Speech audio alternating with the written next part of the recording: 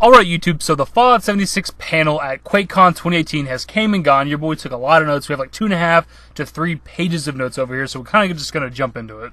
For now, we're just going to roll the gameplay, and I'm going to talk about everything that I wrote notes down on, and then in the future we'll do a more comprehensive video once like trailers and things come out that we can actually use in the background. So for starters, Todd Howard said that Fallout 76 is pretty much the Fallout that you expect it to be, the Fallout that you've been playing for years. But interestingly enough, he actually gave us like a percentage. He said that it's 80% the Fallout you know and 20% different. I thought that was kind of cool. They touched a bit on the lack of NPCs, and they actually said that they want the other players to be like the interesting NPCs you'd usually see in a Fallout game, which is pretty obvious at this point. Apparently, Fallout 76 is using the Quake 3 networking code. I thought that was kind of interesting. I think Quake 3 is the game that I used to own back in the day, but I don't know if that was public knowledge, but this is the first I've heard of it. They had more of the little cartoony videos that we usually expect to see with Vault Boy, and they're talking about the perks and mutations, and they actually showed Vault Boy turn into like something of a kangaroo, a marsupial. I don't know if that's legitimate or not with the mutations. I don't know if we can actually turn into a kangaroo thing, but I thought it was noteworthy. We did, however, learn about one of the actual mutations in the game called Bird Bone, which Jeff Gardner was talking about, and it apparently allows you to jump higher, but you have less strength overall. Kind of gives us an idea of what to expect with some of the mutations. When it comes to the character creation, it's very similar to Fallout 4, but apparently better, which they always say with like, you know, the next game in the series. It's the same thing you've seen, but better.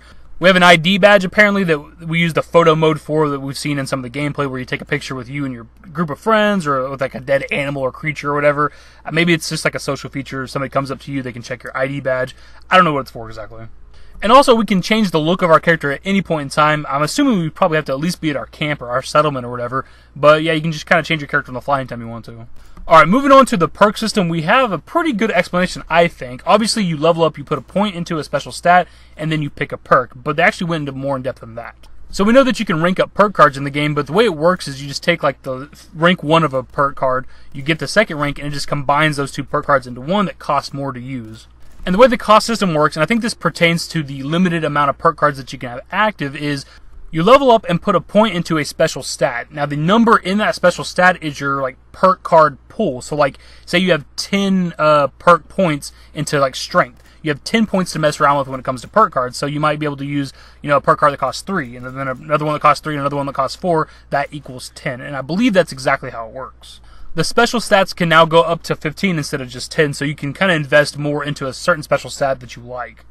Perk cards can cost anywhere from 1 to 5 points, depending, of course, on the perk itself and how much you've ranked it up. And perk points stop at level 50, so after you get past level 50, you no longer get perk points. You can still choose to unlock perk cards as you keep leveling up, but you can no longer invest points into special stats, so you only ever have 50 points overall to work with, at least as of right now. Something very interesting and completely new information is there are actually perk packs. Every 2 levels, up until level 10 I believe it is, you get a perk pack, you open it up, there's 4 things in it, 4 cards. Usually it's like 3 cards and it's like a joke card and you stick a gum for whatever reason. Kind of funny, I guess. But you get these and they can give you random perks from anywhere, from any level, from any special stat that you might not even be invested in. And the point of this is, of course, to show you future perks that you might be able to get, and perks from other special stats that you might not be invested in, but once you actually see the perk, you might be like, you know what, I kind of need to increase my luck or something like that, because I want to have this perk. There's also a chance of getting a gold perk card in the packs. I don't know what it is exactly. My stream is low quality, you know, my internet's shit over here, so I couldn't make out what the card said, and they didn't specify what the gold card is exactly, they just mentioned it. Maybe there are perk cards that are only specific to these packs, the only way you can get them. Or maybe they're leveled perks, like you don't have to go through the effort of ranking up a perk 2 or 3 times. Maybe it's an already max perk. I don't know exactly. That's just speculation. They also confirmed, at least according to Jeff Gardner, that you can level up, you can put 1 point into a special stat, but you don't have to pick a perk from that specific special stat. If you have the requirements in, say, Charisma for a perk that you want, you can put a point into Strength, but then go over to Charisma and pick one of those perks, which is something I was curious about. According to them, there are hundreds of perk cards. I don't know if that's specifying from like the perk chart, from the perk packs, combination of both. I'm not entirely sure. But hundreds of cards, that sounds pretty good. Something that they touched on that I actually didn't even think about is you can't have multiple decks of cards. I think that'd be pretty interesting if you could build multiple like builds of your characters. So like you have the 50-point max, but you could like save, you know, pre-built characters. So like here's my offensive character for PvP. Here's my barter trade character. Here's my crafting character. And obviously we can change our perk cards anytime we want to, but I think it'd still be cool if you could build actual like pre-made decks of your perk pool, your 50 points or whatever, and just choose those whenever you want to, so you don't have to go through the effort of changing every single perk one at a time. And lastly, for the perks, they did mention the being able to swap perks anytime you want to, and it seems like you literally can do it anytime you want to, but obviously it's a real-time game, it's a multiplayer game, so if you're bringing up the menu and swapping your perks, you can probably still be attacked by enemies and other players. Moving on to PvP, we got a lot of good information, stuff that should calm a lot of people who are upset about multiplayer and PvP. First up, whenever it comes to PvP, I come up to you, I shoot you, I'm not doing full damage. I'm doing just a little bit of damage. I can still shoot you enough to kill you inevitably, but if you fire back at me after I fire the first shot, that's when PvP starts, and we start doing full damage to each other, and we fight till we die. Now, if one of us kills the other, obviously that person gets experience and some caps, but then the person that died gets the attempt to revenge on that person if they want to try to fight him again, and that gives you double the reward. You get double the caps, and I don't know if you get double experience, but for sure double caps. Now, on to griefing and the wanted/bounty system. Okay, this is pretty interesting, I think. I can shoot you and still damage you, and if you don't fire back, you can still die. I can shoot you enough to kill you. If that happens, you become a wanted murderer. You get put as a red star on the map. Everybody gets to see you, obviously. You can then no longer get to see those people. You don't see anybody else on the map. You become blind, essentially. You can still see them if they run up to you, obviously, but you won't know where other players are, and they come down and hunt you and kill you. The bounty that gets paid to these people for killing you when you're wanted comes out of your own caps, which is a pretty good punishment. If you happen to murder somebody, you get nothing out of it. You don't get experience, you don't get bottle caps, you don't get to loot them, and you can loot each other when you kill each other in PvP, but all you can loot is their junk. The bullshit, the tin cans, the toy cars, all that random shit that you usually take back to your settlement and break down for crafting. That's what people can loot from each other now. They did this so that death kind of means something, because before it meant nothing. Like, you lost nothing when you died, people couldn't loot you, you just respawned like nothing ever happened, and they realized that that's not very fun and not meaningful. So I'm okay with this change. I like that we can loot a little bit of something from each other. And also, you can ignore and block players. If you block a player that's in your lobby, they can't see you on the map at all. If they find you, they can still interact with you and try to kill you, but all you gotta do is respawn somewhere else across the map, and they'll probably never find you again. But you can block players. You can turn on like a pacifist mode so that you don't accidentally shoot another player, and then they can initiate PvP, which is pretty cool, I think. If you die, you can respawn anywhere that you've already discovered. The closest location to you is absolutely free to respawn at, and so is Vault 76. But if you choose anywhere else, it's going to cost you bottle caps, and depending on how far away that location is, it'll cost more bottle caps. This is pretty similar to what they do in ESO.